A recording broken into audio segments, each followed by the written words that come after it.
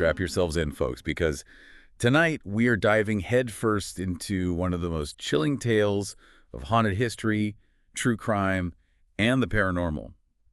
We're talking, of course, about the infamous LaLaurie Mansion in New Orleans. A place practically dripping with dark legends and creepy stories. Ooh, yeah, you know it. Right. And I know you've probably heard the whispers about Madame Delphine LaLaurie, Oh, yeah. the New Orleans socialite with a truly horrific secret. Hmm. But tonight, we're going way beyond the surface level, Why? getting down into the nitty-gritty details, the things that keep you up at night. Absolutely. And what makes this deep dive so fascinating is we're not just dealing with ghost stories, you know? Right. We are piecing together a real historical puzzle It is a puzzle. with a real historical figure at the center and a location that just pulses with darkness. It really does transcend time. It really does. So how are we going to get to the bottom of this one? Well, I think we've got some pretty good sources this time. I agree. We have excerpts from a text all about Madame LaLaurie's life, and we have a YouTube video that goes deep into the hauntings of the mansion, including some pretty terrifying firsthand accounts from people who have dared to step inside. Yeah, some really spine-tingling stuff. Now, it is interesting because even the historical accounts of Madame LaLaurie's life are pretty mysterious. That's true. They're shrouded in this mix of fact and speculation. Now, we know she was born Marie Delphine McCarty in 1787, Okay. married 3 times, Wow. and was a super prominent socialite in New Orleans. A big name. Huge name. Living the high life. Oh, yeah. But beneath all of that wealth and respectability, there were these constant whispers and rumors about the cruelty towards the enslaved people in her household. It is almost like she was living a double life, right? This respected socialite by day, but behind closed doors, harboring this truly dark secret. Yeah, like a Jekyll and Hyde situation. Exactly, but how did she manage to keep up this facade for so long? Were there signs of her cruelty that maybe other people just chose to ignore? Or was New Orleans society at that time just willing to turn a blind eye? Ooh, that is the question, isn't it? And historians still debate this to this day. Some argue that those whispers of abuse were very well known, but they were ignored because of her social standing and her wealth.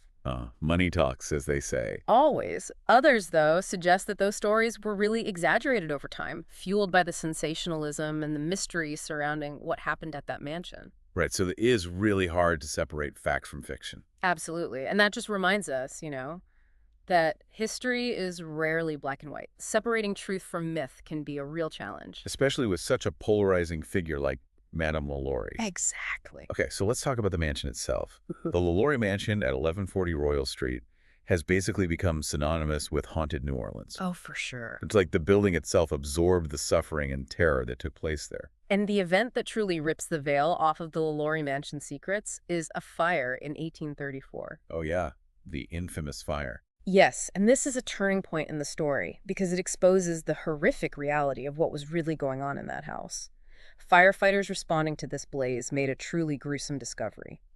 Enslaved people imprisoned in the attic, bound, and subjected to just unimaginable torment. I can't even imagine the terror and agony those people went through. Mm.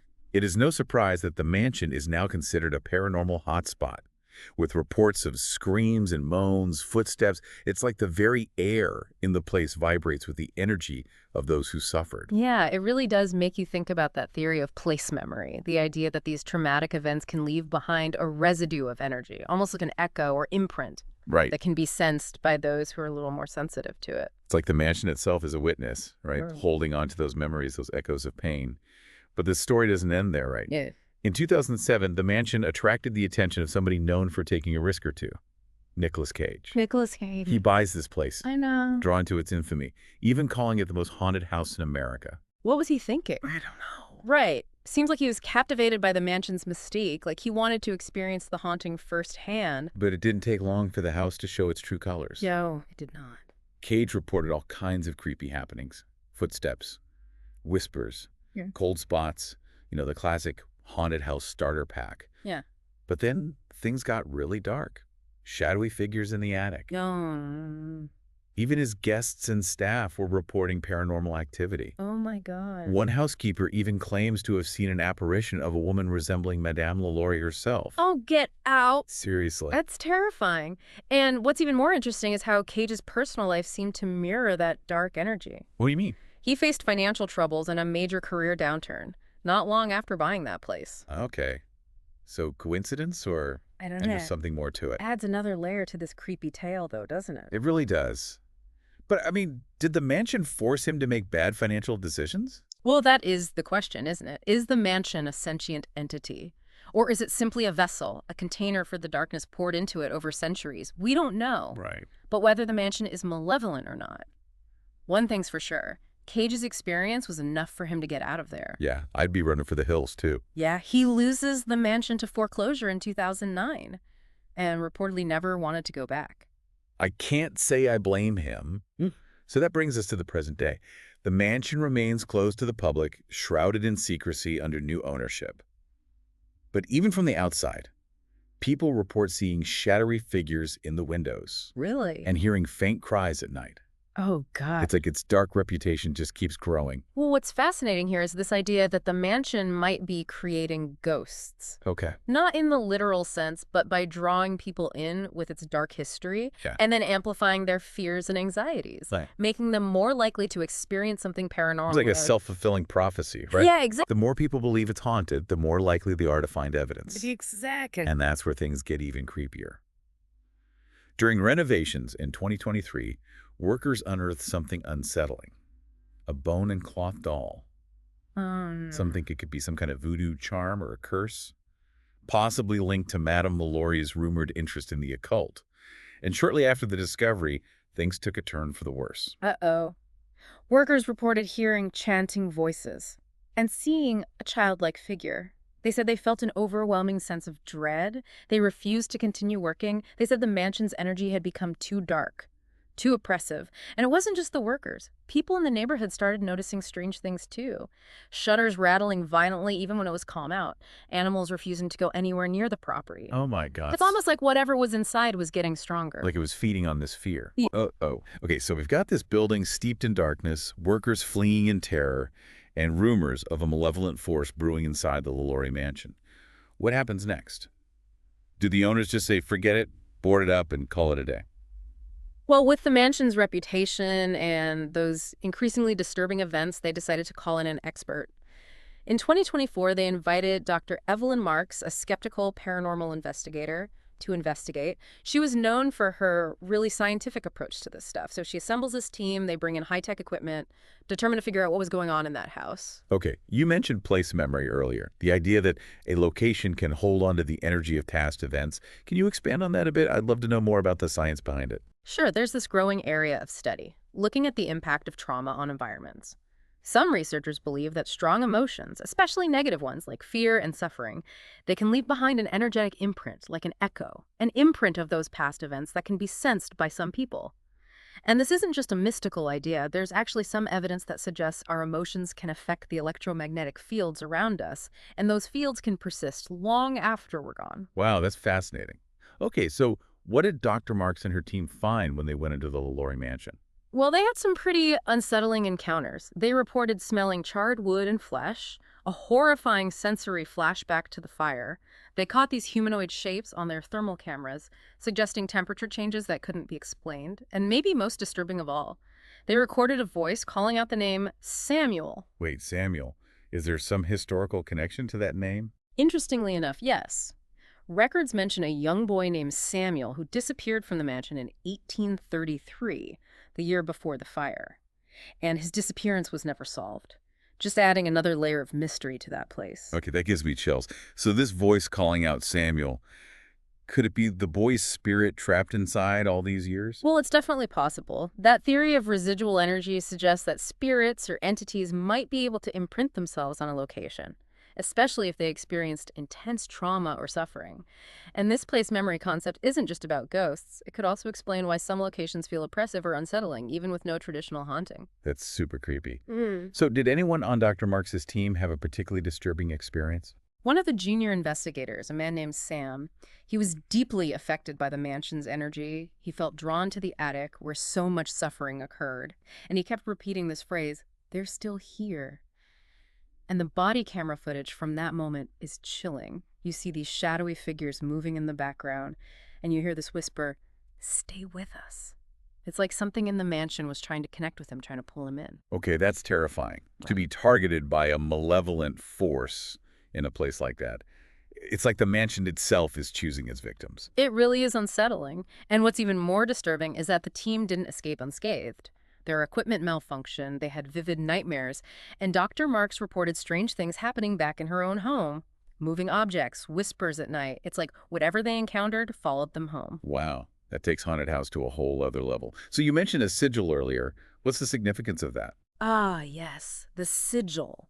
This is where things shift from a traditional haunting to something way more sinister. During her investigation, Dr. Marks discovered a hidden room in the mansion, and on the wall was this ancient sigil etched into the stone. For those of us who don't know much about the occult, what exactly is a sigil? Well, its sigils are used a lot in ceremonial magic to focus intent and channel energy. They're visual representations of a specific goal or desire.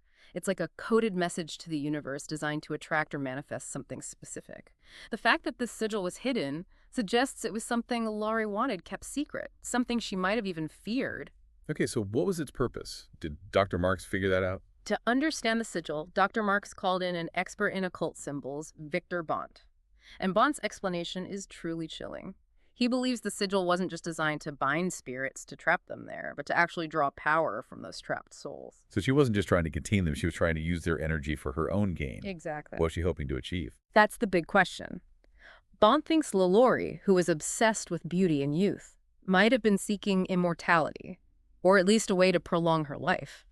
He thinks she was trying to summon an entity, something powerful and ancient, and use the souls trapped in the mansion as fuel for her dark magic. So not just cruelty and murder, but tapping into these forces beyond human comprehension. Right. This is intense. What happened next? Did Dr. Marks try to destroy the sigil? Driven to understand and maybe even contain this entity, Dr. Marks went back to the mansion with Victor Bont, and of course, things escalated. The energy in the mansion was thick, the shadowy figure returned, and the entity actually spoke, saying, "You dare interfere." Whoa, hold on. The entity spoke. What did it sound like? The sources describe it as cold, ancient, and full of rage. And what did it look like? Witnesses describe a shadowy, almost humanoid shape, but with something not quite right about it, like darkness itself had taken form. Okay, I'm officially creeped out. So what did Dr. Marks and Victor Bont do? Did they fight back? It was incredibly dangerous. The entity was feeding off the trapped souls in the centuries of suffering. They had to act fast to contain it. Like a paranormal thriller movie. Right. Victor Bont, drawing on his occult knowledge, started chanting incantations, trying to seal the entity back into the house. But the entity just laughed. Their efforts were useless against its power. So they're going up against this crazy, powerful entity. Oh, yeah. Bont's chanting, the mansion's practically shaking with dark energy. What does Dr. Marks do? I can't imagine just standing there. Dr. Marks, always thinking on her feet, realized that Bont's incantations just weren't enough. They needed to try something more drastic. Okay. Using a shard of broken glass, she started drawing a counter sigil on the floor, mirroring the one LaLaurie had made. Wow. Risky move, messing with a ritual she didn't understand, Yeah. but they were running out of time. This is where I'd be sweating bullets. Right. A counter sigil, broken glass, a haunted mansion, dark energy. What happened when she finished the sigil? Immediate reaction. The mansion convulsed, the air got thick and heavy, the entity screamed this horrible scream that echoed through the whole house. For a second, it felt like the whole place would cave in. Then, just like that, silence. The sigil was gone. The pressure was gone. The entity disappeared. So did they win? Was the entity gone for good? Or did it just retreat to come back later? That's the unsettling part. The immediate threat was gone, but there's this feeling of unease. Back at her hotel, Dr. Marks found a message on her bathroom mirror, written in what looked like blood. It said, "You brought her back." Okay, first, ew. But more importantly, her. Who is her? Madame LaLaurie. The entity, something else. It's like they accidentally unleashed something worse. Exactly, and the mystery deepens. Back home, Dr. Marks started experiencing all these strange events. Objects moving, mirrors fogging up, whispers. Like the darkness from the mansion followed her. Like a nightmare souvenir. Right. And this wasn't just any haunting. This was something ancient and powerful. What did Dr. Marks do? At first, she tried to explain it away, stress or exhaustion, but it kept getting worse. She couldn't ignore the possibility that she was now a target. Targeted by something ancient? Right? And then a truly chilling discovery. Oh no, what? What happened? She found her attic door wide open, a door she never used, and on the floor, a faint outline. The same sigil from the mansion. Oh my gosh. Like the entity was creating a link between the worlds. That'd I be so out of there. So what's the takeaway from all this? think the big one is that some places hold on to the energy of the past, and that energy can attract darkness. The LaLaurie Mansion, with its cruelty and suffering, is one of those places, and Madame LaLaurie's actions, intentional or not, might have opened a door to something much worse than she ever imagined. Like a warning, right? Some doors should stay closed, some mysteries unsolved. We've explored the history, the hauntings, the occult rituals, and the consequences of messing with forces beyond our understanding. What do you think is the most disturbing part of the LaLaurie Mansion story? Is Dr. Marks going to be tormented forever by this entity? Could this darkness spread beyond the mansion? And what about that message you brought her back? Who or what is her? So many questions. Keep exploring, keep questioning, and maybe, just maybe, sleep with a nightlight on.